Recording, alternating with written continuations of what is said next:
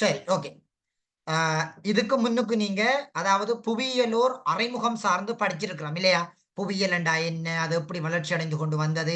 அதுல என்னென்ன காலமிடம் சார்ந்து எவ்வாறு மாற்றமடைந்து கொண்டு வந்தது? எல்லாத்தையும் நாங்க என்ன செஞ்சுட்டோம்னு சொன்னால், முதலாம் பாடங்கள்ல வந்து தெளிவாக படிச்சுட்டோம். இப்ப நாங்க பார்க்க போறது வந்து பார்த்தீங்கன்னா, புவித்தொகுதி.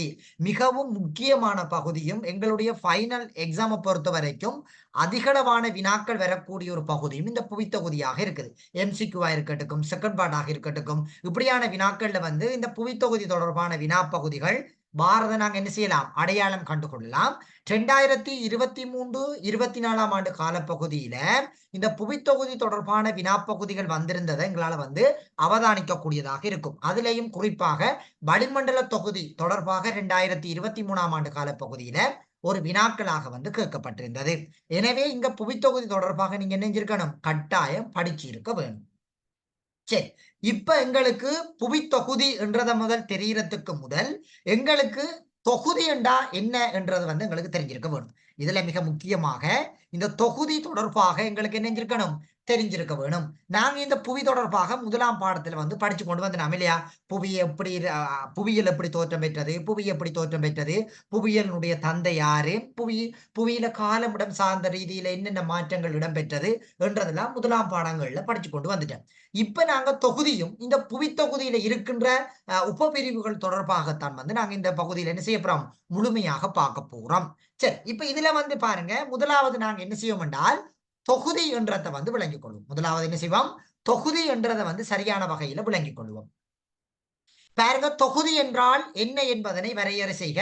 இது பெரும்பாலும் உங்களுக்கு 2 புள்ளிகளுக்கு கேட்கப்படலாம். தொகுதி என்றால் என்ன என்பது தொடர்பாக உங்களுக்கு 2 புள்ளிகளுக்கு கேட்கப்படலாம். குறிப்பாக 2020ஆம் ஆண்டு காலப்பகுதியில இந்த வினா வந்திருந்ததை நாங்க அடையாளப்படுத்திக் கொள்ளக்கூடியதாக வந்திருக்கும். அதாவது இந்த தொகுதி என்றால் என்ன என்பது தொடர்பாக ஒரு வினா ஒன்று வரப்பட்டிருந்தது.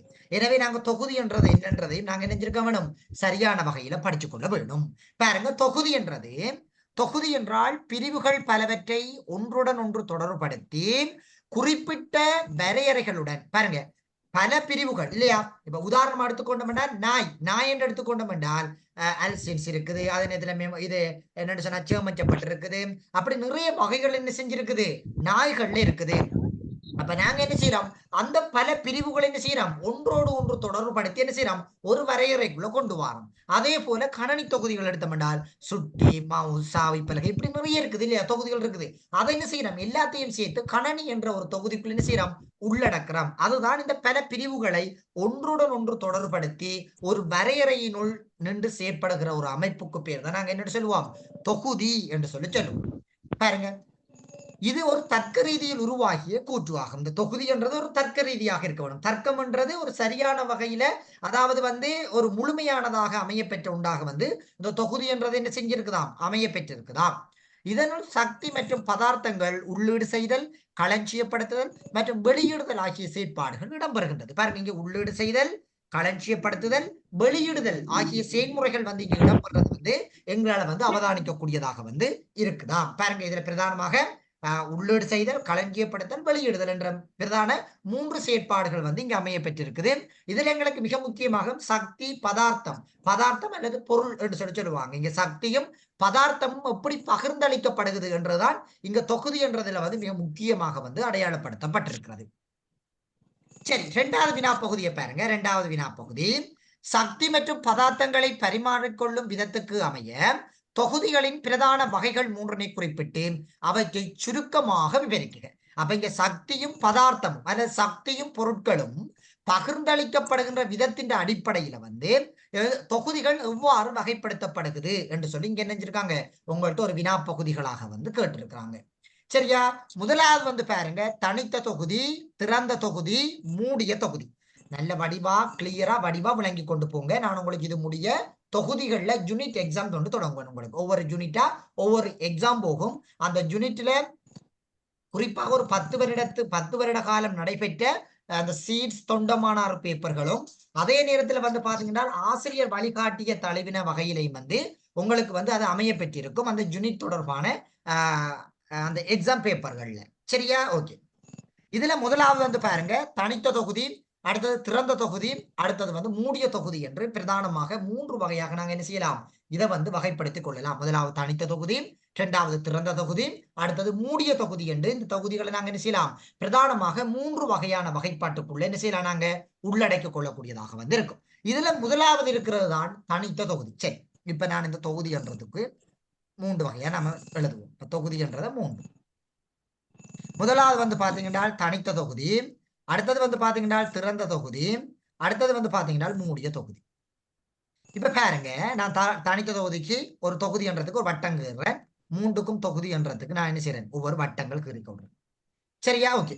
இப்ப எங்களுக்கு தெரியும் சக்தியும் பதார்த்தமும் அல்லது சடப்பொருள் என்றும் சக்தியும் பதார்த்தமும் தங்கட தொகுதிக்கு உள்ளே, சக்தியும் பதார்த்தமும் தங்கட தொகுதிக்குள்ளேயே பரிமாறிக்கொள்ளப்படுமாயின் அதனை நாங்க என்னன்னு சொல்லுவோம், தனித்த தொகுதி என்று சொல்லி சொல்லுவோம்.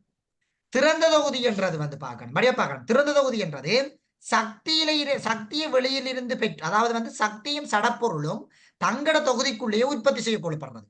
சாரி, சக்தியும் சடப்பொருளும் வெளியில் இருந்து பெற்றுக் கொள்ளப்படுறது. சாரி, சக்தியும் சடப்பொருளும் வெளியில் இருந்து பெற்றுக்கொள்ளப்படுறதை நாங்க என்னன்னு சொல்லுவோம் என்று சொல்லி சொன்னால் திறந்த தொகுதி என்றுவோம். அந்த சக்தியும் சடப்பொருளும் எங்க இருந்து வரும், வெளியில இருந்து புறப்படும் என்று சொன்னால் அதுக்கு நாங்க என்னன்னு சொல்லுவோம், திறந்த தொகுதி என்று சொல்லி சொல்லுவோம். சக்தி வெளியில் இருந்து பெற்றுக்கொண்டு சடப்பொருள் தங்கட தொகுதிக்குள்ளேயே உற்பத்தி செய்யப்படும் என்றால் நாங்க அதுக்கு என்ன பேர் சொல்லுவோம், மூடிய தொகுதி என்று சொல்லுவோம். சக்தியை வெளியில் இருந்து பெற்று சடப்பொருளை தாங்களே உற்பத்தி செய்து கொள்ளும் என்றால் நாங்க அதுக்கு என்ன பேர் சொல்லுவோம், மூடிய தொகுதிகள் என்று சொல்லி நாங்க என்ன செய்வோம், இதுக்கு வரைவிலக்கணப்படுத்துவோம்.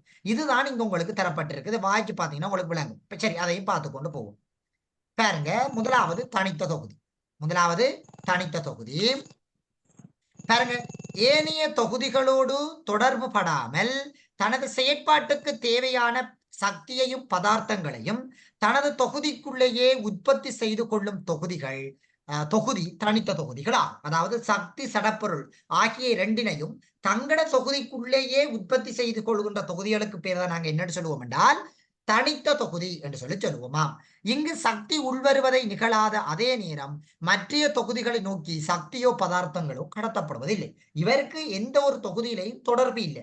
தங்கட தொகுதியில யூனிக்கா என்ன செய்வார், செயற்பட்டு கொண்டிருக்கிற ஒரு ஆள் தான் இந்த தனித்த தொகுதி என்று சொல்லி சொல்லுவோம். இதற்கு மிகச்சிறந்த உதாரணங்களாக நாங்க எதை சொல்லுவோம் என்றால் ஞாயிற்று தொகுதியை இதற்கு மிகச்சிறந்த உதாரணங்களாக நாங்க என்ன செய்வோம், எடுத்து காட்டுவோம். இரண்டாவது இருக்கிறது வந்து பாத்தீங்கன்னா மூடிய தொகுதி. இரண்டாவது இருக்கிறது என்ன தொகுதி, மூடிய தொகுதி. பாருங்க, தனது செயற்பாட்டுக்கு தேவையான பதார்த்தங்களை பரிமாறுவதற்கு மூடப்பட்டதும் சக்தியை மட்டும் வெளியிலிருந்து பெற்று செயற்படும் தொகுதி அது மூடிய தொகுதி என்று அழைக்கப்படுகிறது. பாருங்க, தனது செயற்பாட்டுக்கு தேவையான பதார்த்தங்களை பரிமாறுவதற்கு மூடப்பட்டது. அப்ப சக்தியை என்ன செய்து வெளியிலிருந்து பெற்றுக் கொள்கிறது, ஆனால் பதார்த்தங்களை என்ன செய்து தங்கட தொகுதிக்குள்ளேயே உற்பத்தி செய்து கொள்கின்ற தொகுதிகளுக்கு பேர் தான் நாங்க என்ன சொல்லுவோம் என்றால் மூடிய தொகுதிகள் என்று சொல்லி நாங்க என்ன செய்வோம், வரைவிலக்கணப்படுத்துவோம். இப்ப உதாரணமா வந்து சொன்னோம் என்று சொன்னால் புவித்தொகுதி மிகச்சிறந்த ஒரு உதாரணங்களாக வந்து இங்கு அடையாளப்படுத்தப்படுகிறது. புவித்தொகுதி மிகச்சிறந்த ஒரு உதாரணங்களாக என்ன செய்து அடையாளப்படுத்தப்படுகிறது. பிள்ளை இதுல யாருமா கீறுறது ஒரு அழிச்சு விடுங்களேன், உங்களுக்கு டச் பண்ணப்படுது போல இருக்குது. அடுத்தது வந்து பாத்தீங்கன்னா திறந்த தொகுதி என்றது பாருங்க, சக்தி பதார்த்தம் ஆகிய இரண்டினையும் திறந்து விடப்பட்ட தொகுதி. அதாவது சக்தியும் சடப்பொருளையும் வெளியில் இருந்து பெற்று செயற்படுகின்ற ஒரு அமைப்புக்கு பேர் தான் நாங்க என்ன சொல்லுவோம், இங்க திறந்த தொகுதி சொல்லுவோம். பாருங்க, உலகில் அதிகமாக காணப்படக்கூடிய தொகுதி இவ்வாறானதா. பாருங்க, உலகில் அதிகமாக காணப்படுகின்ற தொகுதிகள் இந்த தொகுதிக்குரியதாக தான் காணப்படுதாம். உதாரணமா ஆற்று தொகுதி, சூழல் தொகுதி என்றன இதற்கு மிகச்சிறந்த ஒரு உதாரணங்களாக வந்து என்ன செய்யலாம், எடுத்து காட்டப்படுகிறது. அதாவது எங்களோட புவித்தொகுதியில் இருக்கின்ற எல்லா தொகுதிகளும் இங்க வந்து நாங்க என்ன சொல்லுவோம், இந்த திறந்த தொகுதி என்றதுக்குள்ள வரைவிலக்கணப்படுத்தி சொல்லுவோம். சரி, இப்ப சொல்லுங்க பாப்போம், இந்த தொகுதி என்றதுல எதுவும் சந்தேகம் எதுவும் இருந்தா கேட்டுக்கொள்ளுங்க. தொகுதி என்றதுல உங்களுக்கு எதுவும் சந்தேகமான விஷயங்கள் எதுவும் இருந்தால் என்னட்ட கேட்டுக்கொள்ளலாம். யாருக்கும் எதுவும் சந்தேகம் எதுவும் இருக்குதா? அமீனா, அம்னா, ஐசா, தனுஷா? இல்ல சார். ஓகே, இருந்தால் உடனே கேட்டுக்கொண்டீங்கன்னா அதுக்குரிய உங்களுக்கு தீர்வை உங்களுக்கு தருவேன். சரி, அடுத்தது நாங்க பார்க்க போறோம் பிள்ளைகள், எங்களுடைய பௌதிக புவியியல் இந்த தொகுதிகளின் அடிப்படையில தான் கட்டி அமைக்கப்பட்டிருக்குது. அப்ப அதன் அடிப்படையில் நாங்க நினைஞ்சிருக்கணும், தெரிஞ்சு கொள்ள வேணும். பாருங்க, இதுல முதலாவது இருக்கிறது வந்து புவித்தொகுதி. இப்ப நாங்க என்ன செய்ய போறோம் என்றால், இந்த மூடிய தொகுதிக்குள்ள இருக்கின்ற புவித்தொகுதியை பத்தி நாங்க என்ன செய்ய போறோம், இனிமேல் எங்களுடைய பௌதிக புவியியல தொடர்ச்சியாக படிச்சு கொண்டு போக போறோம். பாருங்க, புவித்தொகுதி என்றால் என்ன? இப்படியான வினாக்கள் 2 புள்ளிக்கு உங்களுக்கு கேட்கப்படலாம். இந்த இருக்கிறது வந்து 6 புள்ளிக்கு உங்களுக்கு கேட்கப்படலாம். இது வந்து 6 புள்ளிக்கு கேட்கப்படக்கூடியதாகவும், இந்த புவித்தொகுதி என்றால் என்ன என்றது வந்து உங்களுக்கு 2 புள்ளிக்கு கேட்கப்படக்கூடியதாகவும் வந்து இருக்கும். ஆகவே சரியான வகையில் நாங்க என்ன செய்யணும், இதையும் படிச்சுக் கொள்ள வேணும். பாருங்க, புவியினையும் அதனைச் சூழ உள்ள வளிமண்டலத்தினையும் அங்கு காணப்படும் உயிருள்ள உயிரற்ற கூறுகளுக்கும் இடையிலான பரஸ்பர தொடர்புகளின் காரணமாக அதனை புவித்தொகுதி என பெயரிடலாம். பாருங்க, புவியில இருக்கின்ற உயிருள்ள உயிரற்ற கூறுகளுக்கு இடையிலான பரஸ்பர தொடர்புகளினை கொண்டிருக்கின்ற ஒன்றைத்தான் நாங்க என்ன சொல்லுவோம், இந்த புவித்தொகுதி என்போம். பாருங்க, புவியினையும் அதனை சூழ உள்ள வளிமண்டலத்தினையும், எங்களுக்கு புவி இருக்குது, புவியை சூழ இருக்குது, வளிமண்டலம் இருக்குது. அப்ப புவியினையும் அதனை சூழ உள்ள வளிமண்டலத்தினையும் அங்கு காணப்படுகின்ற உயிருள்ள உயிரற்ற கூறுகளுக்கு இடையிலான பரஸ்பர தொடர்புகளின் காரணமாக அதனை நாங்க என்னன்னு சொல்லலாம், புவித்தொகுதி என்று சொல்லி நாங்க என்ன செய்யலாம், பெயரிட்டுக் கொள்ளலாம். அப்ப வரையா பார்க்கணும், புவித்தொகுதி என்றால் என்னன்றதுக்குரிய வரைவிலக்கணங்கள் தான் உங்களுக்கு தரப்பட்டிருக்குது. அடுத்தது பாருங்க, 4வது வினா, புவித்தொகுதியின் 4 உபதொகுதிகளினையும் குறிப்பிடுக. இந்த புவித்தொகுதியில் இருக்கின்ற பிரதான உபதொகுதிகள் என்ன என்றுதான் இங்க உங்களுக்கு கேட்கப்பட்டிருக்கிறது. பாருங்க, என்னென்ன இருக்குது புவியினுடைய உபதொகுதிகளாக, கற்கோளம், நீர்க்கோளம், உயிர்கோளம், வளிக்கோளம். இந்த கற்கோளத்துக்கு மறுபெயர் சொல்லுவாங்க நிலக்கோளம் என்று சொல்லியும் சொல்லுவாங்க. கற்கோளத்துக்கு என்னென்று சொல்லுவாங்க, நிலக்கோளம் என்று சொல்லியும் என்ன செய்வாங்க, பிரதானமாக ஒரு மறுபெயரில் அழைக்கிற தன்மையும் எங்களால் அவதானிக்கக்கூடியதாக இருக்கும். அடுத்தது வந்து பாத்தீங்கன்னு சொல்லி சொன்னால், அடுத்த 5வது வினாக்களை வந்து பாருங்க. 5வது வினா, புவித்தொகுதியின் உபதொகுதிகளுக்கு இடையிலான இடைச்செயல்முறைகளினை வரைபடத்தின் மூலம் சுருக்கமாக விவரிக்குக. பாருங்க, வரைபடத்தின் உதவியுடன் சுருக்கமாக விளக்குக. இதுதான் இந்த முறை உங்களுடைய எக்ஸாம் பேப்பர்கள்ல கேட்கப்பட்ட வினா. உங்களுடைய டீச்சர்ஸ் கைட் எப்படி இருக்குன்றால், இப்படி ஒரு வட்டம், இப்படி ஒரு வட்டம், இப்படி ஒரு வட்டம் இருக்குது, இப்படியும் இப்படியும் கோடு போட்டிருக்கும். இப்படிதான் இதுல உயிர்கோளம் இருக்கும். இங்கேயும் இங்கேயும் கோடு போட்டிருக்கும். இங்கேயும் இங்கேயும் கோடு, இங்கேயும் இங்கேயும் கோடு, இங்கேயும் இங்கேயும் கோடு, இதுலயும் இதுலயும் கோடு. இப்படித்தான் இருக்கும் உங்களுடைய டீச்சர்ஸ் கைட்ல. இதை எழுதுனா எங்களுக்கு புள்ளி வழங்கப்படுமா சார் என்றால் இல்லை. இப்படி எழுதுனீங்கன்றால் உங்களுக்கு புள்ளிகள் வழங்கப்பட மாட்டாது. அது ஒரு எடுத்துக்காட்டு, இப்படி இருக்கும்ன்றதுக்குரிய எடுத்துக்காட்டு தான் உங்களுடைய டீச்சர்ஸ் கைட்ல எழுதப்பட்டிருக்குது. நீங்க அதை எழுதுனீங்க என்றால் உங்களுக்கு அதுக்குரிய புள்ளிகள் வழங்கப்பட மாட்டாது என்றத வடிவா ஞாபகம் வச்சு கொள்ளுங்க. அப்ப எதை எழுத வேணும், இதைத்தான் நீங்க குறிக்கொள்ள வேணும். பாருங்க, என்னென்ன தொடர்புகள் பகிர்ந்தளிக்கப்படுதுன்றது. உயிர்கோளத்திலிருந்து கற்கோளை நோக்கி கனிமங்களும் சேதன பதார்த்தங்களும், சரி, இங்க இருந்து கனிமங்கள் உயிர்கோளத்துக்கு போக உயிர்கோளத்திலிருந்து கற்கோளுக்கு சேதன பதார்த்தங்கள் வந்து வெளியிடப்படுகின்றது என்றதை நீங்க என்ன செஞ்சிருக்க வேணும், அறிஞ்சு கொள்ள வேணும். அப்ப இதன் அடிப்படையில தான் நீங்க என்ன செய்ய வேணும், அந்த வினாவுக்கு விடை எழுதி கொள்ள வேணும். அப்படி எழுதுனீங்கன்னா தான் அதுக்குரிய புள்ளிகள் வழங்கப்படும். அதை இந்த வரைபடத்தை கீறி இங்க சொல்லப்பட்டிருக்கின்ற இந்த விளக்கத்தை எழுதுனீங்கன்றால் உங்களுக்கு என்ன செய்யும், 6 புள்ளிகள் உங்களுக்கு வழங்கப்படும். இது இப்படி விளக்குனீங்கன்றால் உங்களுக்கு 6 புள்ளிகள் வழங்கப்படும். வெறுமையா சும்மையா அந்த டீச்சர்ஸ் கைட்ல இருக்கிறத கீறினீங்கன்றால் உங்களுக்கு அதுக்குரிய புள்ளிகள், அது என்னன்றது ஒரு சின்ன புள்ளிகள் மாதிரி கீறி இருக்கிறாங்க இல்லையா, அது அப்படி கீறலாது. நீங்க அதை என்ன செய்ய வேணும், இப்படியான இடைத்தொடர்புகள் என்ன செய்யணும், அங்க காட்டப்பட வேணும். காட்டினாதான் உங்களுக்கு அதற்கான புள்ளிகளும் வழங்கப்படும் என்றதை வடிவா ஞாபகம் வச்சு கொள்ளுங்க. இதுக்குரிய டியூட் நான் உங்களுக்கு குரூப்ல ஷேர் பண்ணி விடுவேன். அதே நேரத்தில் எங்களுடைய கூகுள் கிளாஸ் ரூம்லையும் ஷேர் பண்ணி விடுவேன். அந்த கூகுள் கிளாஸ் ரூம்ல நான் நினைக்கிறேன் சில பேர் கிளாஸ்ல ஜாயின் ஆகாத 2-3 பேரும் அதுல ஜாயின் ஆக இருக்கிறீங்க. நான் அவங்கள லெஃப்ட் பண்ணி விட்டுருவேன். லெஃப்ட் பண்ணி அதுக்குரிய ஐடியை மாத்தி நான் உங்களுக்கு குரூப்ல ஷேர் பண்ணி விடுவேன். எல்லாரும் கூகுள் கிளாஸ் ரூம்ல நீங்க ஜாயின் ஆகும்போது உங்களுடைய பேர்கள்லயே ஜாயின் பண்ணிக்கொள்ளுங்க பிள்ளைகள். சரியா? ஓகே. நான் வீடியோ எல்லாம் அங்க ஷேர் பண்ணிருக்கிறேன். வீடியோ அதுக்குரிய சரியான வகையில வந்து பாத்தீங்கன்னு சொல்லி சொன்னால் அந்த பிடிஎஃப் எல்லாமே கூகுள் டிரைவ்லயே நான் அப்லோட் பண்ணி கொண்டு வருவேன். கூகுள் டிரைவ்ல, அதாவது கூகுள் கிளாஸ் ரூமிலேயே நான் என்ன செய்வேன், அப்லோட் பண்ணி கொண்டு வருவேன். ஏனென்றால் நீங்க திரும்ப திரும்ப என்ன செய்யலாம், அதை எடுத்து படித்துக் கொள்ளக்கூடிய மாதிரி உங்களுக்கு இருக்கும். சரி, பாருங்க, இதுக்கு எப்படி விட எழுத வேண்டும்ன்றதை பாருங்க. புவித்தொகுதியானது 4 உபதொகுதிகளாக பிரிக்கப்பட்டிருப்பினும் அவற்றுக்கிடையில் இடைத்தொடர்பு நிலவுகின்றன. பாருங்க, இந்த புவித்தொகுதிகள் 4 பிரதான உபத்தொகுதிகளாக பிரிக்கப்பட்டிருந்தாலும் அவற்றுக்கிடையில் என்ன செஞ்சிருக்குதாம், ஒரு இடைத்தொடர்புகள் நிலவுகின்ற தன்மைகளை வந்து எங்களால வந்து அடையாளப்படுத்திக் கொள்ளக்கூடியதாக வந்து இருக்குமா.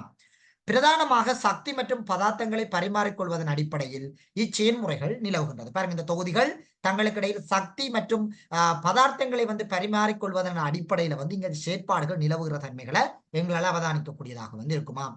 பாருங்க, ஒட்டுமொத்த புவித்தொகுதியானது இத்தொகுதிகளுக்கு இடையிலான பிணைப்பு மற்றும் செயற்பாடுகளின் அடிப்படையிலேயே உருவாக்கப்பட்டிருக்கின்றது. பாருங்க, இங்க வந்திருக்கின்ற இந்த புவித்தொகுதியானது இந்த தொகுதிகளுக்கு இடையிலே இருக்கின்ற பிணைப்பு அல்லது வந்து செயற்பாடுகள் என்றதன் அடிப்படையில வந்து இங்க வந்து உருவாக்கப்பட்டிருக்கிற தன்மைகளை வந்து எங்களால வந்து அவதானித்துக் கொள்ளக்கூடியதாக வந்து இருக்கும்.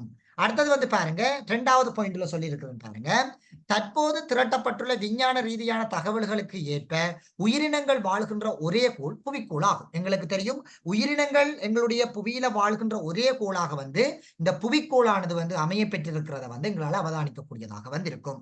அத்துடன் உயிரினங்கள் வாழ்வதனால் புவி செயல்திறனுடைய கோளாகவும் அமைந்துள்ளது. அப்ப இங்க உங்களுக்கு தெரியும், உயிரினங்கள் வாழ்கின்ற ஒரு கோளாக வந்து என்ன செஞ்சிருக்குது, இந்த புவி வந்து அமைய பெற்றிருக்கின்றது. பாருங்க, உயிர்கோளம் உருவாகி இருப்பதும் நீர்க்கோளம், வளிக்கோளம், கற்கோளம் என்பவற்றுக்கு இடையிலான இடைத்தொடர்பினாகும் என அறியப்பட்டுள்ளது. அப்ப இங்க நீர்க்கோளம், வளிக்கோளம், கற்கோளம் என்ன வந்து உருவாக்கப்பட்டிருக்கிறது வந்து பாத்தீங்கன்னா இந்த இடைத்தொடர்புகளின் அடிப்படையில வந்து உருவாக்கப்பட்டிருக்கிறத எங்களால அவதானிக்கக்கூடியதாக வந்து இருக்குது. அடுத்தது வந்து பாருங்க, அடுத்தது பாருங்க, உயிர் தொகுதியின் செயற்பாடு மண், அதாவது கற்கோளம். உயிர் தொகுதியினுடைய செயற்பாடு மண், வளிக்கோளம், நீர்க்கோளம் என்பவற்றுடன் இணைந்து செயற்படுகிறது. எங்களுக்கு தெரியும், உயிர்கோளம் அப்படி தனியே செயற்பட இயலாது. அவருக்கு வலியும் இருக்க வேணும், கற்கோளமும் இருக்க வேணும், நீரும் இருக்க வேணும். இவங்களை 3 பேரும் சேர்த்துத்தான் இந்த உயிர்கோளம் என்ன செய்யும், செயற்படும். அப்ப இவர் தனித்து என்ன செய்யலாது, இவரால இயங்க இயலாது.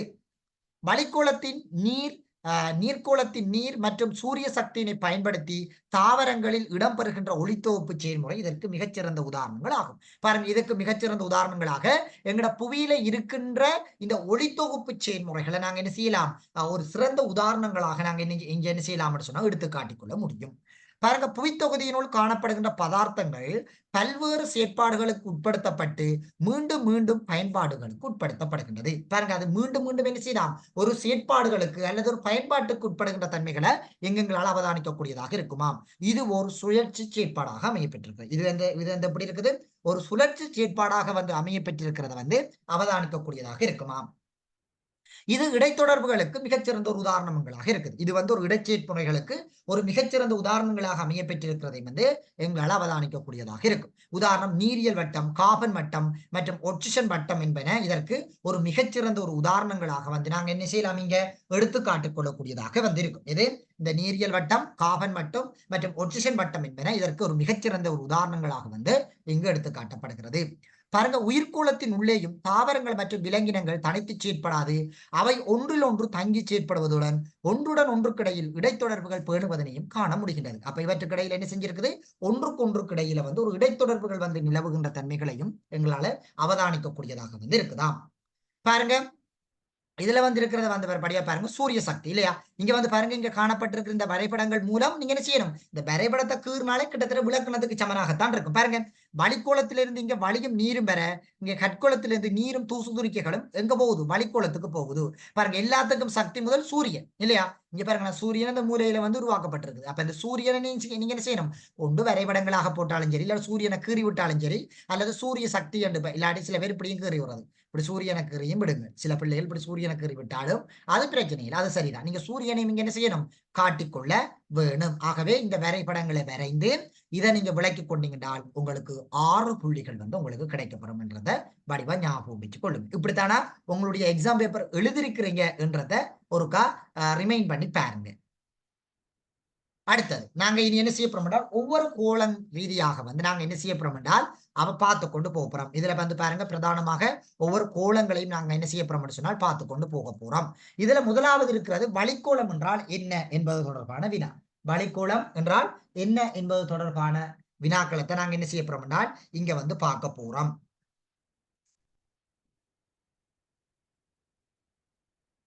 சரி, பாருங்க, வளிக்கோளம் என்றா என்ன என்றது பாருங்க, புவியின் ஈர்ப்பு சக்தியினால் புவியுடன் இணைந்து காணப்படுகின்ற, பாருங்க, புவியின் ஈர்ப்பு சக்தியின் காரணமாக புவியுடன் இணைந்து காணப்படுகின்ற கண்ணுக்கு புலப்படாத அதாவது ஒரு வளிப்படலத்துக்கு பேர் தான் நாங்க என்னன்னு சொல்லுவோம் என்றால் வளிக்கோளம் என்று சொல்லுவோம்.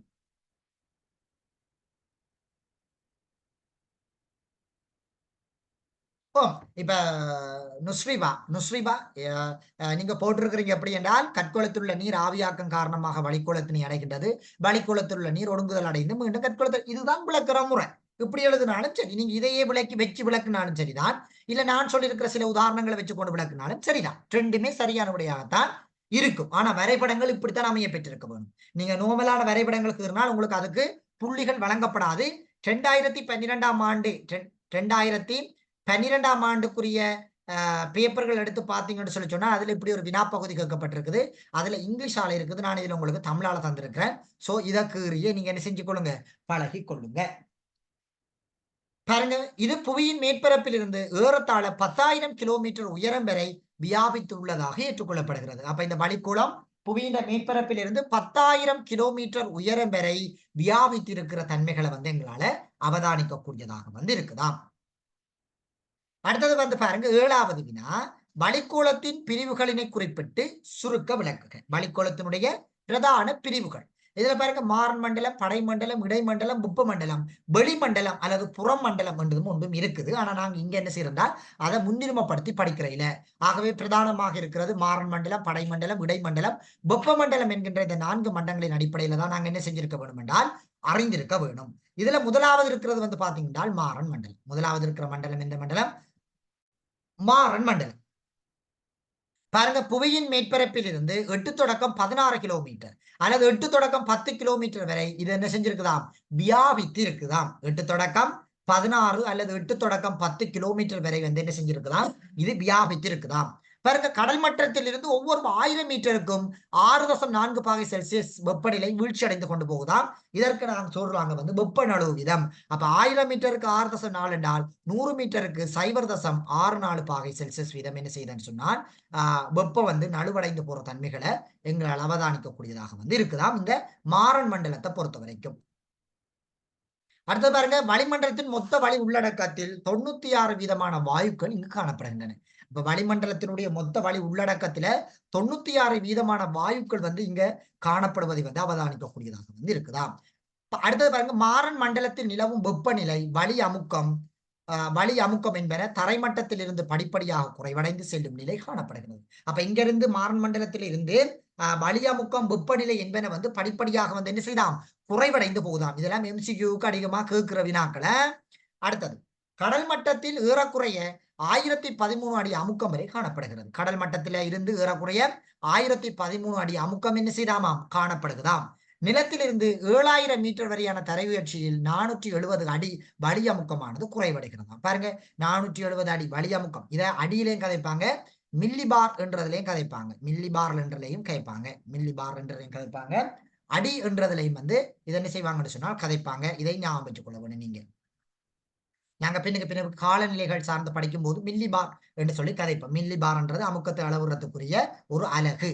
பாருங்க, அடுத்தது, சூரிய கதிர்கள் மூலம் கிடைக்கப்பெறும் சூரிய கதிர் புவியின் மேற்பரப்பினை வெப்பமடைய செய்வதுடன் வளிக்கோளம் வெப்பமடைந்து நிலத்திலிருந்து தெறிக்கும் கதிர்களும் ஆகும். அதாவது இங்க புவியின் அதாவது சூரியனிலிருந்து வருகின்ற ஒளிக்கதிர்கள் புவியில பட்டு திரைப்படைந்து அதை என்ன செய்யலாமா மீண்டும் புவிக்கு அனுப்பப்படுகிறது. இது படிப்படியாக வெப்பம் குறைவடைந்து கொண்டு போற தன்மைகளைத்தான் இங்க வெப்ப நழுவு வீதம் அல்லது சூழல் நழுவு வீதம் என்று சொல்லி என்ன செய்யறாங்கன்னா வரைவிலக்கணப்படுத்தி கொள்றாங்க. அடுத்தது, வளிக்கோளத்தில் நீராவி முகிலுருவாக்கம் என்பன இடம்பெறுவது மாறன் மண்டலத்தில் ஆகும். அப்ப இங்க வளிக்கோளத்துல நீராவி முகிலுருவாக்கம் எல்லாம் எங்கு இடம்பெறும் என்று கேட்டு பாத்தீங்கன்னா அது மாறன் மண்டலத்துல இடம்பெற தன்மைகளை அவதானிக்கக்கூடியதாக இருக்குதாம். இம்மண்டலத்தின் உயர் எல்லையில் சாதாரண விமானங்கள் பயணம் செய்கின்றது. அப்ப இந்த மண்டலத்துல உயர் எல்லைகள்ல ஒரு சாதாரண விமானங்கள் பயணம் செய்கின்ற தன்மைகளையும் எங்களால் அவதானித்துக் கொள்ளக்கூடியதாக இருக்கும். மாறன் மண்டலத்தின் மேலெல்லை மாற்றரிப்பு ஆகும். இப்ப மாறன் மண்டலத்தினுடைய மேலெல்லை எப்படி அழைக்கப்படுகிறது, மாற்றரிப்பு எல்லை என்று சொல்லி அழைக்கப்படுகிறதாம். இவ்வளையத்தினுள் வெப்பநிலை நிலையாக காணப்படுகிறதாம். இந்த இதுல பாத்தீங்கன்னா இந்த வலயத்துல வெப்பநிலை ஒரு நிலையாக காணப்படுகின்ற தன்மைகளையும் எங்களால அவதானித்துக் கொள்ளக்கூடியதாக இருக்குமாம் இந்த மாறன் மண்டலத்தை பொறுத்த வரைக்கும். இப்ப மாறன் மண்டலத்தில் எதுவும் சந்தேகம் இருந்தா கேட்டுக்கொள்ளலாம். அஃபான் சொல்லுங்க. இந்த இதுல வெப்பநிலை சீராக காணப்படுமா? இங்க வெப்பநிலை நேர்மாறல் ஏற்படும். இங்க வெப்பநிலை என்ன செய்யும் என்றால் ஒரு நேர்மாறல் தன்மை அடைகிற தன்மைகளை எங்களால காணக்கூடியதாக இருக்கும். இந்த மண்டலத்துல. இங்க வந்து பார்க்கணும் இந்த மாற்றரிப்புல தான் இந்த வெப்பநிலை ஒரு நிலையான போக்கு கொண்டு நிலவும். அதாவது மாற்றரிப்பு எல்லையில. ஆனா மாறன் மண்டலத்துல வெப்பநிலை நேர்மாறல் ஏற்படும். விளங்குதா ஃபான்?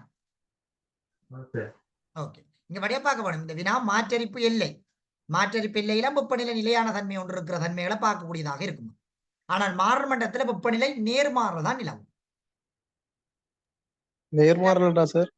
விலங்கையில கஜிந்த இப்ப நேர்மாறல்டா சார். நேர்மாறல்னா வெப்பநிலை என்னன்னு சொன்னா ஒரு ஒரு கூடி குறைகிற தன்மைகள். இப்ப எங்களுக்கு தெரியும் வந்து பாத்தீங்கன்னு சொன்னால் இப்ப மழை காலத்துல ஒரு விதமான வெப்பநிலை இருக்கும், குளிர்காலத்துல ஒரு விதமான வெப்பநிலை இருக்கும், வெப்ப காலங்கள்ல ஒரு விதமான ஒரு வெப்பநிலை போக்கொண்டு இருக்கும். இப்ப மழை பெய்யுதுன்னு சொன்னா அந்த டைம்ல என்ன செய்யும், வெப்பநிலை திடீரென்று குறைவடையும்.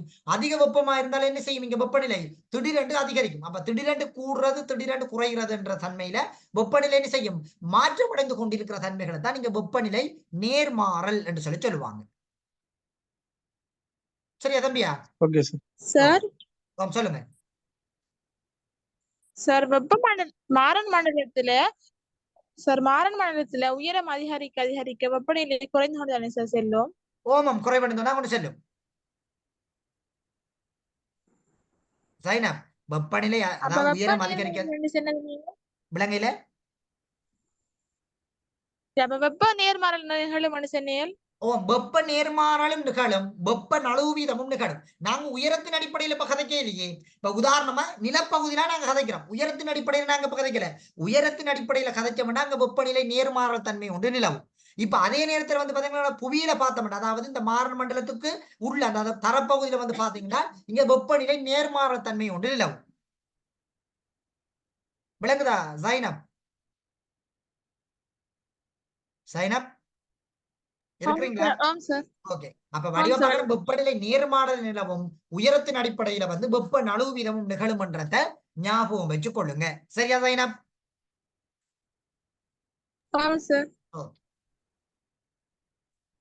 அடுத்தது பார்க்க போறது படைமண்டலம். அடுத்தது நாங்க பார்க்க போறது எது? படைமண்டலம்.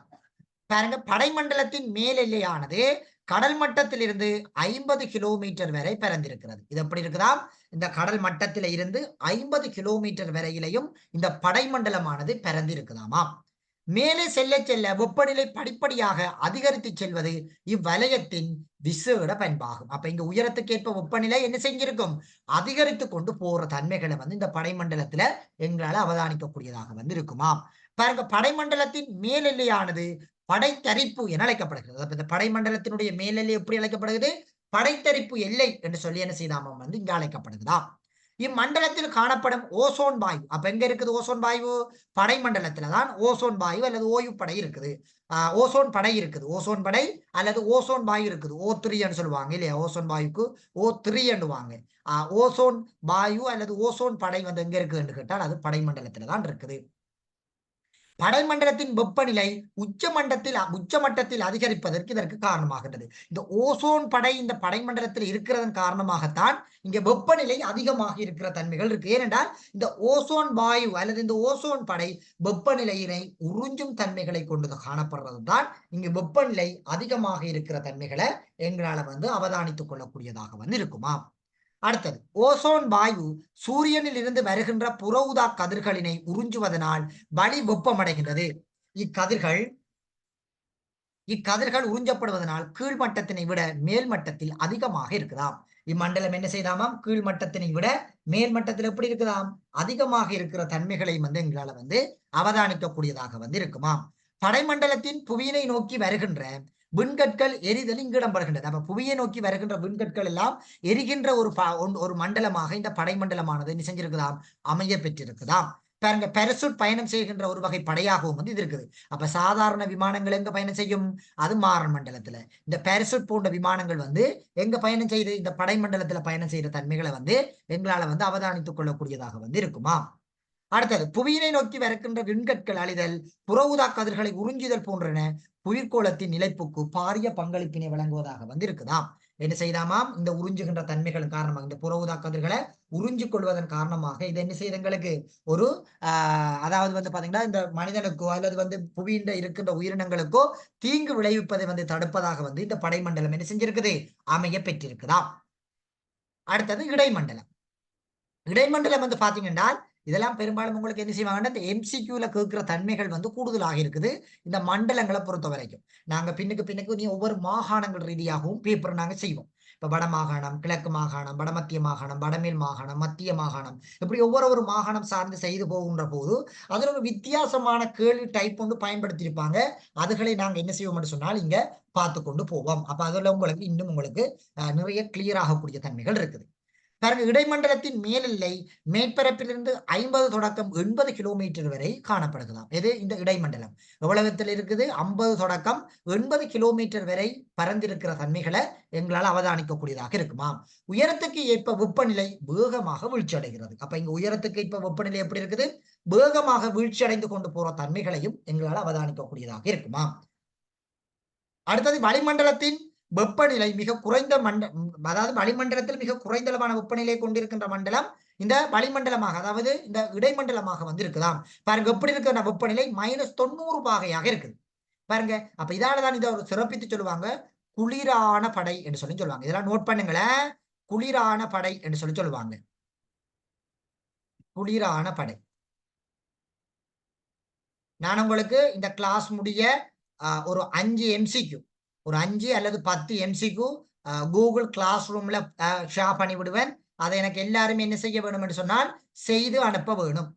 சகலரும் இதுல இருக்கிற கிட்டத்தட்ட எல்லாரும் வந்திருக்கிறீங்க. நான் ஒரு 10 MCQ படிப்பிக்கிறதுல ஒரு 10 MCQ கூகுள் கிளாஸ் ரூம்ல போட்டு உங்களுக்கு குரூப்ல ஷேர் பண்ணுவேன். எல்லாரும் செய்ய வேணும். நான் அதுக்குரிய புள்ளிகளும் உங்களுக்கு நான் அனுப்பிடுவேன். யார் யாரை 10க்கு எத்தனை மார்க்ஸ்ன்றதையும் உங்களுக்கு நான் என்ன செஞ்சிருவேன், ஷேர் பண்ணி விடுவேன். சரியா பிள்ளைகள்? கூகுள் கிளாஸ் ரூமையும் படிக்க வேணும். கூகுள் கிளாஸ் ரூம்ல 10 MCQ இப்ப படிப்பிக்கிறதுல 10 MCQ ஷேர் பண்ணுவேன். நிசா விளங்கு தானே சொல்றது? ஹம்தா, அஃப்லான், ஓகே. இவ்வழியில் வழியோட்டம் வேகம் கூடியதாக இருக்குமா. இங்க வந்து பார்த்தோம்னா நல்ல சுழற்சி கொண்ட ஒரு காற்றுகள் இருக்குமா. இந்த மண்டலத்துல வந்து பார்த்தோம்னா அதிக சுழற்சி கொண்ட ஒரு ஒரு காற்று காணப்படுகிற தன்மைகள் இங்க காணக்கூடியதாக இருக்கும். பாருங்க, மணிக்கு 3000 கிலோமீட்டர் வேகத்துல சுழலும். அப்ப யோசிச்சு பாருங்க, சும்மா பைக்கில் ஒரு 90ல போனாலே அப்படி ஸ்பீடா போகுது. அப்ப 3000 கிலோமீட்டர் வேகத்துல ஒரு சரியா. அப்ப இந்த இடைமண்டலம் ஒரு குளிரான படை என்று சொல்லி ஒரு சிறப்பித்து அழைக்கப்படுகின்ற தன்மைகளையும் எங்களால வந்து அவதானிக்கக்கூடியதாக வந்து இருக்குமா. பாருங்க, நீராவிகள், தூசு துணிக்கைகள், முகில் உருவாக்கம் எல்லாம் வந்து இங்க இடைமண்டலத்துல காணப்படாது. அது காணப்படுற எதுன்னு சொன்னால் அது மாறன் மண்டலமாக இருக்கும். சரி, இப்படி ஒரு வினா கேட்டா என்ன? சரி, நான் அதுகள் எல்லாம் உங்கள்ட்ட கூகுள் கிளாஸ் ரூம்ல போட்டு ஷேர் பண்ணுவேன். பாப்போம் எத்தனை பேர் விளங்கி எடுத்து சரியா செய்யறீங்கன்றது பாப்போம் கடித்தனமா. அப்ப இங்க என்ன இருக்காது? நீராவி, முகில்கள், தூசு துணிக்கைகள் எல்லாம் என்ன செய்யாதீங்க, காணப்படாது. சரியா. பாருங்க, இடைமண்டலத்தின் மேலெல்லை இடைத்தரிப்பு என்பதுடன் இவ்வலயத்தில் வெப்பநிலை நிலையாக காணப்படுகிறது. அப்ப இந்த மண்டலத்தினுடைய மேலெல்லை எப்படி அழைக்கப்படுகிறது? இடைத்தரிப்பு எல்லை என்று சொல்லி அழைக்கப்படுவதுடன் இங்கு வெப்பநிலை எப்படி இருக்குமா? நிலையாக இருக்குமா. அந்த எல்லையிலையும் வெப்பநிலை எப்படி இருக்கும்? ஒரு நிலையான போக்கு கொண்டு நிலவுகின்ற தன்மைகளையும் எங்களால வந்து அவதானித்துக் கொள்ளக்கூடியதாக இருக்குமா. அடுத்தது வெப்பமண்டலம். இதெல்லாம் உங்களுக்கு 6 புள்ளிகளுக்கு கேட்பாங்க பிள்ளையில. இப்படி கேட்பாங்க, வளிமண்டலத்தின் பிரதான படைகளினை குறிப்பிட்டு அவற்றில் ஏதேனும் 2 சுருக்கமாக விவரிக்குக என்றெல்லாம் உங்கள்கிட்ட என்ன செய்வாங்க, வினாக்கள் கேட்பாங்க செகண்ட் பார்ட்டுக்கு. அப்ப என்ன செய்ய வேணும், இதை நீங்க இதுல இருக்கிற 4 விஷயத்தையும் படிச்சு அதுல என்ன செய்யணும், 2க்கு சரியான வகையில விளக்கங்கள் எழுதி கொள்ள வேணும். அடுத்தது பாருங்க, இந்த வெப்பமண்டலத்தை பொறுத்த வரைக்கும் வெப்பமண்டலத்தின் மேலெல்லை ஏறக்குறைய 120 கிலோமீட்டர் வரை பரந்து காணப்படுகிறது. அப்ப இந்த வெப்பமண்டலத்தின் மேலெல்லை எவ்வளவு உயரத்துல இருக்குது? 120 கிலோமீட்டர் வரை பரந்திருக்கிற தன்மைகளை எங்களால் அவதானிக்கக்கூடியதாக இருக்குதாம். உயரத்துக்கு ஏற்ப வெப்பநிலையானது அதிகரித்துக் கொண்டு செல்கின்றது. அப்ப இங்க உயரத்துக்கு ஏற்ப வெப்பநிலை எப்படி இருக்குதாம்? அதிகரித்துக் கொண்டு செல்கின்ற தன்மைகளை வந்து எங்களால அவதானித்துக் கொள்ளக்கூடியதாக வந்து இருக்குமாம். இப்படை அதிக வெப்பத்தினை கொண்டது. அப்ப இந்த படை எப்படி இருக்குதாம்? அதிகளவான வெப்பத்தினை கொண்ட ஒரு தன்மையினை வந்து இங்க வந்து நிலவுதாம். ஏறக்குறைய 1500 பாகை வரை வெப்பநிலை நிலவுகின்றதாம். இங்க வந்து பார்க்க வேணும் என்னன்னு சரியான வகையில 1500 பாகை வரையான வெப்பநிலை வந்து இங்க நிலவுகின்றதாம். இரவு பகல் வேளைகளில் வெப்பநிலையில் வேறுபாடுகள் நிலவும். அப்ப இங்க வந்து பாத்தீங்கன்னா இரவு பகல் வேளைகள்ல வந்து இங்க வெப்பநிலை வந்து நிலவுகின்ற தன்மைகளை வந்து எங்களால வந்து அடையாளப்படுத்திக் கொள்ளக்கூடியதாக வந்து இருக்குமாம். இங்கு வாயுக்களின் அளவானது மிகவும் குறைவாகவே காணப்படுகிறது. அப்ப இங்க வாயுக்களினுடைய அளவு எப்படி இருக்குதாம்? மிகவும் குறைவான தன்மையாக வந்துதான் ஆமாம் இங்க இருக்குமாம். இந்த வெப்பநிலையை பொறுத்த வரைக்கும், வெப்பமண்டலத்தை பொறுத்த வரைக்கும். இப்ப படிப்பிச்சது இப்ப சொன்னதுல பிள்ளைகள் உங்களுக்கு எதுவும் சந்தேகம் இருந்தா கேட்டுக்கொள்ளலாம. இது சந்தேகம் இருக்குதா? இந்த மாறன் மண்டலம், படைமண்டலம், இடைமண்டலம், வெப்பமண்டலத்தில் சந்தேகம் இருந்தா கேட்டுக்கொள்ளலாம். அமீனா, அம்னா, ஐசா, அஃப்லான், தனுஷா, கஜிந்தன், நிரோஷினி இருந்தா கேட்டுக்கொள்ளலாம்.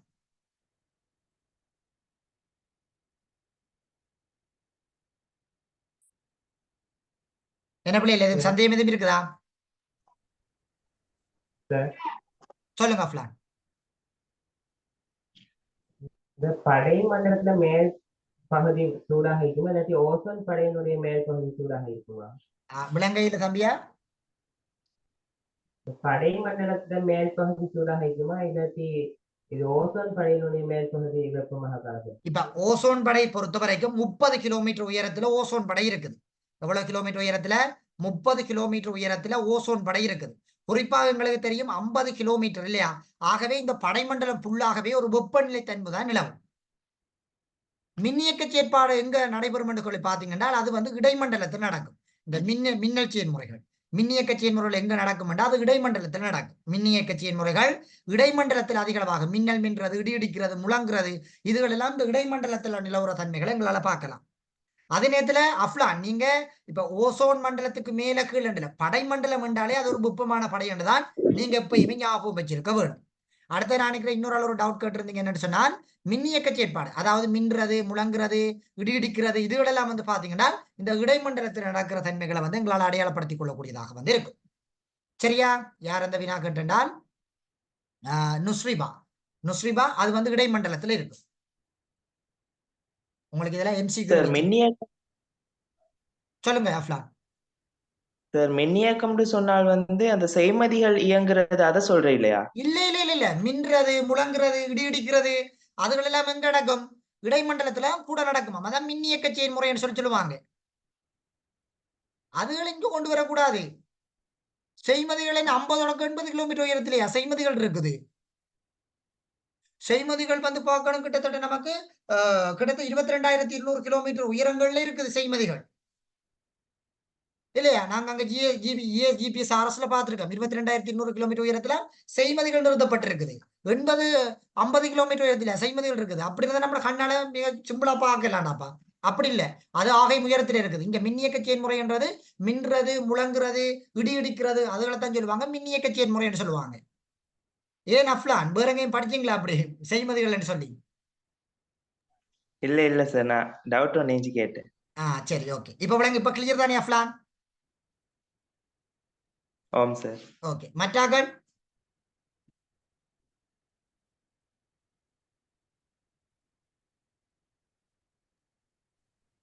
எதுவும் இருந்தா கேட்டுக்கொள்ளலாம். சுமைனா ஏதோ அன்மியூட் பண்ணீங்க, கேளுங்க சுமைனா. சார், அலைவரிசை ரேடியோ அலைகள் வெப்பமண்டலத்துல பயணிக்குதா? வெப்பமண்டலத்துல பயணிக்கிறது மிக குறைவு. அவை பெரும்பாலும் இந்த அலைகளினுடைய தாக்கங்கள் வந்து கூடுதலானாங்க எங்க பார்க்கலாம் என்றால் இந்த என்னன்னு சொல்லலாம், இந்த மாறன் மண்டலத்துல கூட அலைகளினுடைய தாக்கங்களும் இருக்கும். இந்த ரேடியோ அலைகள் அதை தாண்டியெல்லாம் இருக்காது. சரியாவில்ல? ஆம் சார். ஓகே, மற்றாக்கள்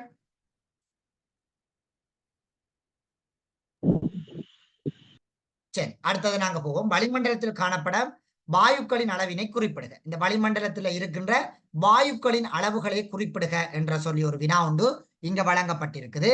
பாருங்க, நிரந்தரமான வாயுக்கள், மாறுபடும் வாயுக்கள், ஏனைய வாயுக்கள், வாயுக்கள் அல்லாதவை, மாசாக்கி வாயுக்கள். இது பெரும்பாலும் உங்களுக்கு எம்சிக்யூல அதிகமாக கேட்கப்படுகிற தன்மைகள் இருக்குது. சோ இதை எல்லாருமே மார்க் பண்ணி வச்சுக்கொள்ளுங்க. இது பெரும்பாலும் ஃபைனல் எக்ஸாமுக்கு வரக்கூடிய தன்மைகள் என்று இருக்குது. இந்த 2024ஆம் ஆண்டு ஆக்கள் எழுத போறவங்களுக்கு வந்து இந்த எம்சிக்யூ பகுதி வந்து கூடுதலாக எதிர்பார்க்கப்படுகிறது. எம்சிக்யூல அடையாளப்படுத்தப்பட போகிறது என்று சொல்லி இருக்கிற ஒரு பகுதி தான் இந்த வாயுக்களுக்கு அளவுன்றது. அதாவது நிரந்தரமான வாயுக்கள் அல்லது நிலையான வாயுக்கள் என்று சொல்லுவாங்க. நிரந்தரமான வாயுக்கள் அல்லது நிலையான வாயுக்கள் என்று சொல்லுவாங்க. மாறுபடும் வாயுக்கள் அல்லது வந்து நிலையற்ற வாயுக்கள் என்று சொல்லி இதுக்கு சொல்லுவாங்க மறுபெயர்ல. அடுத்தது ஏனைய வாயுக்கள், அதாவது வாயுக்கள் அல்லாதவை. அடுத்தது மாசாக்கி வாயுக்கள். இந்த நிரந்தரமான வாயுக்கள், மாறுபடும் வாயுக்கள், மாசாக்கி வாயுக்கள், இது மூன்றும் அதிகமாக எம்சிக்யூல கேட்பாங்க அல்லது ஏறு வரிசையில கேட்பாங்க. விளங்குதா? அப்ப ஏறு வரிசையின் அடிப்படையிலையும் இறங்கு வரிசையின் அடிப்படையிலும் நீங்க நினைஞ்சிருக்கணும், இதை கட்டாயம் படிச்சிருக்க வேணும். இதுல ஆக குறைவாக இருக்கிறது ஓசோன் தான் இல்லையா? அதுக்கு அடுத்ததாக இருக்கிறது வந்து பாத்தீங்கன்னு சொன்னால் நீராவி இருக்குது, அதுக்கு அடுத்தது ஆகன் இருக்குது இல்லையா? அப்ப இப்படி ஏறு வரிசையின் அடிப்படையிலையும் நீங்க நினைஞ்சிருக்கணும், இதை படிச்சு கொள்ள வேணும். விளங்குதா? அப்ப இதுல நிரந்தரமான வாயுக்கள் நைதரசன் ஒட்சிசன் ஆகவும், மாறுபடும் வாயுக்கள் நீராவி கார்பன் டை ஆக்சைடு ஓசோன் என்பதனாகவும், ஏனைய வாயுக்கள் ஆகன் கீலியம் நியோன் கிரப்பன் என்பதாகவும், வாயுக்கள் அல்லாத தூசுக்களாகவும் மாசாக்கி வாயுக்கள் sulphur oxide nitro oxide methane oxide என்பன வந்து இங்க காணப்படுகிறது. சல்பர் ஆக்சைடு என்பன இங்கு வந்து காணப்படுகிறது. அடுத்தது வளிக்கோளத்தின் சொல்லுங்க. சுவடுன்னா சார்? சுவடுன்றது வந்து சரியான ஒரு அளவு திட்டம் இல்லைன்றதை இங்க சுவடு என்று போட்டிருக்காங்க. இப்படித்தானன்றதை நாங்க அப்கிரேட் பண்ணி சொல்லிடலாம். ஒரு சந்தேக பெருமானத்தில் இருக்கிறத இங்க சுவடு என்று சொல்லி போட்டிருக்கிறாங்க. சரியா? ஆகனோட குறையத்தானே இருக்கும். எது ஆகன் குறைவா இருக்கும்ன்றீங்களா? ஓசோனை விட இவர் வந்து அதிகம், அதே நேரத்துல நீராவியை விட ஆகண்ட எண்ணிக்கை அதிகம். அப்போ ஓசோனை விட மத்ததெல்லாம் குறைவா தானே சரி இருக்கும், அந்த ஹீலியம் நியான் எல்லாம். நியோன் எல்லாம் குறைவாகத்தான் இருக்கும், ஆனா அதுக்கு சரியான ஒரு அளவு திட்டம் இல்ல என்றதாலதான் இங்க குவடு என்று சொல்லி போட்டிருக்கிறாங்க. இதுல எல்லாத்துக்கும் இவ்வளவு வீதம் இருக்கும் என்றதை நாங்க என்ன செய்யலாது, அடையாளப்படுத்த இயலாது. ஆனா உங்கள்ட்ட எம்சிக்குள்ள நீங்க ஒண்ணுமே குழம்பத்தை வேலை இதெல்லாம் கேட்க மாட்டாங்க. விளங்குதா? இந்த இதுக்கு இப்ப வீதங்கள் இல்லாத கொண்டுக்கும் உங்கள்கிட்ட கேட்க மாட்டாங்க. வீதங்கள்ல ஏறு வரிசையில கேட்டால் இப்படி கேட்கலாம், மாசாக்கி வாயுக்கள் என்ன அப்படி கேட்கலாம். ஆனா வீதங்கள்ல ஏறு வரிசை இறங்கு வரிசை கேட்டால் நீங்க இதவளத்தையுமே சரியான வகையில விளங்கி வச்சுக் கொள்ளுங்க. சரியா ஃபிளான்? Okay good sir. சொல்லுங்க சுமை ஜைனம். சார், ஏனைய சொல்லுங்க. வாயுக்களுக்கு மந்த வாயுக்கள் என்று சொல்லலாமா சார்? ஏன வாயுக்களுக்கு மந்த வாயுக்கள் என்றும் சொல்லுவாங்க பெரும்பாலும். இதை மந்த வாயுக்கள் என்று சொல்லியும் சொல்லலாம். மந்த வாயுக்கள் என்று சொல்லியும் சொல்லலாம். மந்தம்ன்றது ஒரு சரியான அளவு திட்டங்கள் இல்லை இல்லையா? இது கூடலாம் குறையலாம் நிலையா இருக்கலாம், இப்படி இருக்கிற தன்மைகளை தான் மந்த வாயுக்கள் என்று சொல்லி சொல்லுவாங்க. சரியா பிள்ளை சுமைனா? ஓகே, நீங்க இத மந்த வாயுக்கள் என்றும் மறுபெயர்கள்ல சொல்லலாம். இது வாயுக்கள் அல்லாத தூசுக்கள். சொல்லுங்க சுமைனா சைனம். சுவடுங்கிறது சொற்பாளவில காணப்படுறதுக்கு சொல்ல இல்லையா? என்னண்டு? சொற்பாளவில காணப்படுறதுக்கு சுவடுன்னு சொல்லலையா? சொற்பானம் என்றா நீங்க சொல்ற பதம் எனக்கு விளங்கையில நீங்க கூட கடும் குறைவாக குறைவானது என்றது இல்ல பிள்ளை, இவருக்கு என்று ஒரு சரியான ஒரு அளவு சொல்லிடாது. அப்படி இருக்கிறத நாங்க சுவடு கண்டுவோம். இவ்வளவு ஆகன் மாதிரி சைவரசம் 99% என்று இருக்குமென்றோ அல்லது நைதர்சன் போலையோ இல்ல ஒட்சிசன் போது சரியான ஒரு அளவு சொல்லிடாது. அப்படி இருக்கிறத நாங்க இங்க சுவடு என்று சொல்லி சொல்லுவோம். அதாவது நீங்க சொல்ற மாதிரி தங்கிட்ட உங்களோட பாசையில சொல்றேன்டா என்ன சொன்னீங்க ஜைனப்? சொற்பான குறைவாக இருக்கிறது, எல்லாத்தையும் விட மிகவும் குறைவாக இருக்கிறது, சரியான ஒரு அளவு திட்டம் சொல்லி இல்லாம இருக்கிறது தான் இங்க சுவடுன்றதுக்குள்ள சொல்லுவாங்க. சரியா சைனப்? ஓகே. அடுத்தது 9வது வினா வந்து பாருங்க, வளிக்கோளத்தின் முக்கியத்துவத்தினை குறிப்பிடுக. இது 2023ஆம் ஆண்டு காலப்பகுதியில கேட்கப்பட்ட ஒரு வினா பகுதியாக வந்து இருக்குது. இந்த வளிக்கோளத்தினுடைய முக்கியத்துவம் தொடர்பாக பெரும்பாலும் 6 புள்ளிகளுக்கு உங்களுக்கு கேட்கப்படக்கூடிய சந்தர்ப்பங்கள் மிக அதிகமாக இருக்குது. இப்படியான வினாக்கள் 6 புள்ளிகளுக்கு அதிகமாக கேட்கிறவங்க. பாருங்க, தாவர ஒளித்தொகுப்புக்கு தேவையான கார்பன் டை ஆக்சைடு வாயுவினை வழங்குகின்றது. பாருங்க, இந்த வளிக்கோளம் தாவரங்களுக்கு தேவையான என்னத்தை வழங்குது? கார்பன் டை ஆக்சைடு வாயுகளை வந்து இது வழங்குகிறதா. அடுத்தது, உயிரினங்களின் சுவாசத்திற்கு வளிக்கோளமானது துணை புரிகின்றது. பாருங்க, ஒரு உயிரினங்கள் சுவாசிக்கிறதுக்கும் இந்த வளிக்கோளம் என்ன செய்யலாம், மிகவும் முக்கியத்துவமானதாக இருக்குது இல்லையா? நாங்க சுவாசிக்கிறதுக்கு ஆக்சிஜன் வேணும், அதே போல தாவரங்கள் ஒளித்தொகுப்பின் போது கார்பன் டை ஆக்சைடு வேணும் இல்லையா? அப்ப எல்லாத்துக்கும் உயிரினங்கள் எல்லாத்துக்கும் என்ன செய்யுது, இங்க வந்து வளி என்றது மிகவும் முக்கியத்துவமானது ஒன்றாக வந்து அடையாளப்படுத்தப்படுகிறது. அடுத்தது பாருங்க, 3வது, நீரியல் வட்ட செயற்பாட்டுக்கு பங்களிப்பு செய்யும் முக்கிய ஊடகமாக காணப்படுகிறது. பாருங்க, நீரியல் வட்ட செயல்முறைகளுக்கு மிக முக்கிய ஒரு பங்குதாரராக யார் இருக்கிறாங்க? இந்த வளிக்கோளமானது வந்து அடையாளப்படுத்தப்படுகிறது.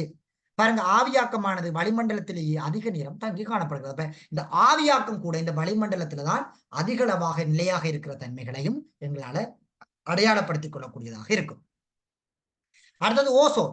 ஓசோன் படையில் புற ஊதா கதிர்கள் உறிஞ்சி கட்டுப்படுத்தும் செயற்பாடு மிக முக்கியமானதாக இருக்கிறது. இந்த ஓசோன் படையில வெப்பநிலைகள் உறிஞ்சப்படவில்லை என்றால் எங்களுக்கு என்ன செய்யும்? பிரச்சனைகள் வந்து உருவாக்கப்படும்.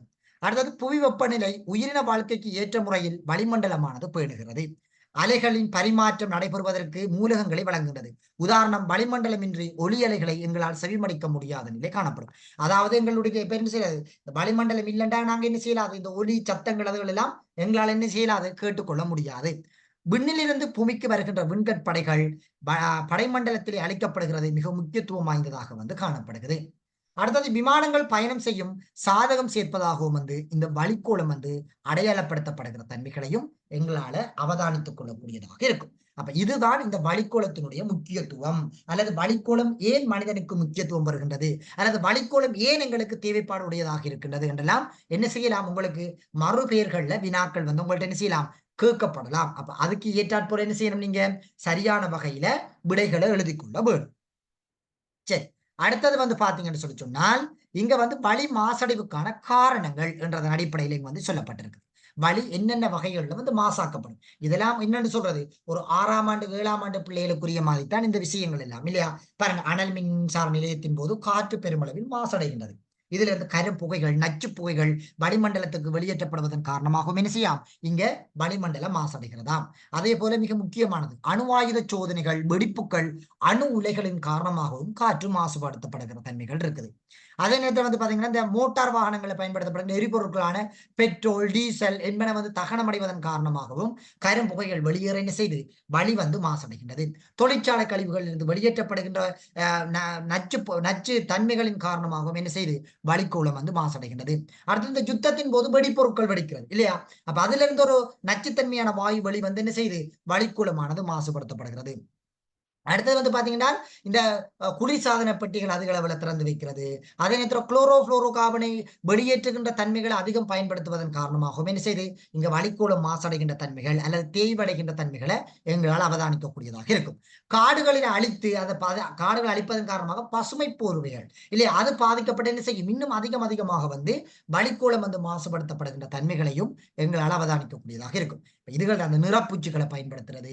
அதே நேரத்தில் பாத்தீங்கன்னா இந்த விவசாயங்களின் போது என்ன செய்யறேன்னு சொன்னா இந்த ரசாயன பதார்த்தங்களை பயன்படுத்தி சூழல்ல விடுவிப்பதன் மூலம் என்ன செய்யுது வளிக்கோளம் மாசடைக்கப்படுகிறது. டயர்கள், இந்த பிளாஸ்டிக், பொலித்தீன் இதுகளை பாரிய குப்பை கூலங்களாக தேங்கி அதுவும் என்ன செய்யுது இந்த வளிகளை அல்லது காற்றை மாசுபடுத்துகிற தன்மைகளை எங்களால் அவதானிக்கக்கூடியதாக இருக்குது. சரி, இப்ப சொல்லியிருக்கிற இந்த 10 வினாக்கள்லையும் உங்களுக்கு எதுவும் சந்தேகம் இருந்தா என்கிட்ட கேட்டுக்கொள்ளலாம். அமினா, ஐசா, டனுசா, பாத்திமா, ஹம்னா, இஸ்ரா, கஜீபன், நிரோசினி, அஃப்லான், கிக்மா, ஜைனப், உங்களுக்கு எதுவும் சந்தேகம் இருந்தா கேட்டுக்கொள்ளலாம். சார், வளிக்கோளத்தின் முக்கியத்துவத்தினை 6 மார்க்ஸ் கேட்ட உதாரணங்களுடன் குறிப்பிட்டு விளக்குவீங்க தானே. இப்ப தாவர ஒளித்தொகுப்புக்கு தேவையான கார்பன் ஆக்சைடினை வழங்குகின்றது. இப்ப எழுதலாம் இல்லையா. அதாவது புவியின் மேற்பரப்பில் காணப்படுகின்ற அனைத்து தாவரங்களுக்கும் ஒளித்தொகுப்பு என்பது மிக முக்கியமானதாக காணப்படுகிறது. இந்த ஒளித்தொகுப்பின் போது தாவரங்கள் கார்பன் ஆக்சைடு வாயுவினை உள்ளிட்டு ஆக்சிஜனை வெளியிடுகின்றது. ஆகவே இந்த கார்பன் ஆக்சைடு வாயுவானது வளிக்கோளத்தில் இருந்தே தாவரங்களுக்கு கிடைக்கப்படுகிறது. ஆகவே தாவரங்களுடைய ஒளித்தொகுப்புக்கு வளிக்கோளம் மிகவும் முக்கியத்துவம் வாய்ந்ததாக அடையாளப்படுத்தப்படுகிறது. விளங்குதா அப்ப நான் விளக்குனது? ஓகே, இப்படி என்ன செய்யணும் என்றால் நீங்க 6 மார்க்ஸுக்கு கேட்டால் 3 குறிப்பிட்டு விளக்க சொல்லுவாங்க. எல்லாத்தையும் கூட விளக்க சொல்ல மாட்டாங்க, 3 விளக்க சொல்லுவாங்க. அதுக்கேற்ற மாதிரி விளக்குனீங்கன்னா சரி. இப்ப நாங்க மாடல் பேப்பர் பார்ப்போம் தானே இல்லையா. நாங்க இப்ப இது முடிய நீ மாடல் பேப்பருக்குள்ள போவோம். அப்ப மாடல் பேப்பர்கள்ல நான் உங்களுக்கு ஒவ்வொரு வினாக்களை தந்து கொண்டு போவேன். அப்ப அதுலயே உங்களுக்கு நிறைய விஷயங்கள் நீங்க எழுத பழகிருவீங்க. விளக்குறது, விவரிக்கிறது, அதுகளுக்கு எல்லாம் நான் உங்களை ஹைட் பண்ணி விடுவேன். நீங்க யோசிக்க போனாது. சரியா பிள்ளை? Okay sir. ஓகே, வேற யாருக்கும் எதுவும் சந்தேகம் இருந்தா கேட்கலாமே.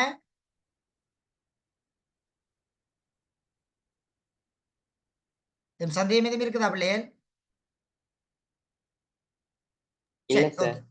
ஓகே, அப்ப நாங்க இதோட முடிச்சு கொள்வோம். நாளைய கிளாஸ் வழமை போல 7:30க்கு ஸ்டார்ட் பண்ணும்.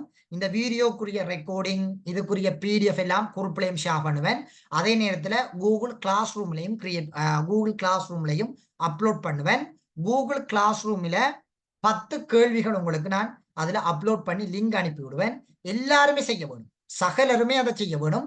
உங்களுடைய பேர், இப்ப உதாரணம் அம்னா, எனக்கு ஃபுல் நேம் தேவையில்லை, உங்களுடைய பேர். இப்ப ஆகிலானா ஆகிலா, அதே மாதிரி இஸ்ராண்டா இஸ்ரா, கஜிந்தனண்டா கஜிந்தனண்டு சொல்லி பேரை போட்டுட்டு என்ன செய்ய வேணும்னா நீங்க என்ன செய்யணும், அதுக்குரிய வினாக்களை எனக்கு செஞ்சு எத்தனை எடுக்கிறீங்கன்றதை நான் உங்களுக்கு என்ன செய்வேன், குரூப்ல வந்து ஒரு எக்ஸல் ஃபைலா வந்து அப்லோட் பண்ணி விடுவேன். இது டெய்லி உங்களுக்கு நடக்கும்.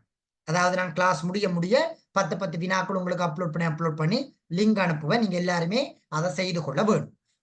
நீங்க இப்ப செய்யலாட்டியும் காலையிலேயாவது செய்து எனக்கு அடுத்த கிளாஸ் தொடங்குறதுக்கு இடையில நீங்க எனக்கு செய்தி அனுப்ப வேணும். சரியா? அப்படி நான் சொன்னதுபடியே விளங்குதா உங்களுக்கு எல்லாருக்கும்? சார். ஓகே ஓம் சார். ஓகே ஓகே சரி பிள்ளைகள், நாங்க அப்ப இதோட முடிச்சு கொள்வோமே.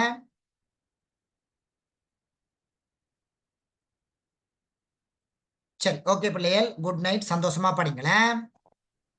Thank you sir. Okay thank you sir. Okay thank you.